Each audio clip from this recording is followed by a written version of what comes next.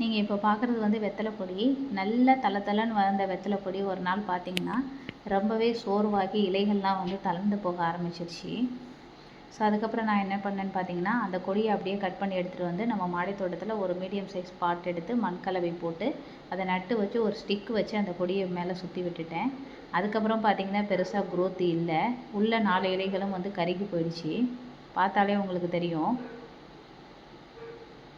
இதுக்கு நான் என்ன சொல்யூஷன் கொடுத்தேன் அப்படின்னு பார்த்தீங்கன்னா, நம்ம டீ போடுறோம் இல்லையா, டீ பவுடர். டீ போட்டதுக்கப்புறம் அந்த டீ தூளை எடுத்து நல்லா வாஷ் பண்ணிவிட்டு ஃபில்ட்ரு பண்ணி வாஷ் பண்ணிவிட்டு நல்லா வெயிலில் காய வச்சதுக்கப்புறம் அந்த நம்ம மண்ணை நல்லா கிளறி விட்டுட்டு அந்த டீ பவுடரை கொஞ்சம் ஆட் பண்ணி மண்ணை லைட்டாக போட்டு க்ளோஸ் பண்ணிவிட்டு தண்ணி விட்டுட்டு ஒரு 1 வீக் வெயிட் பண்ணேன். 1 வீக் வெயிட் பண்ணதுக்கப்புறம் நீங்களே அதனுடைய க்ரோத்தை பாருங்கள் எந்த அளவுக்கு இருக்குதுன்னு. எல்லா இடத்துலேருந்து துளிர்கள் வர ஆரம்பிச்சிருச்சு. நீங்கள் முதல் தடவை என்னோடய வீடியோ பார்க்குறீங்கன்னா சப்ஸ்கிரைப் பண்ணிக்கோங்க.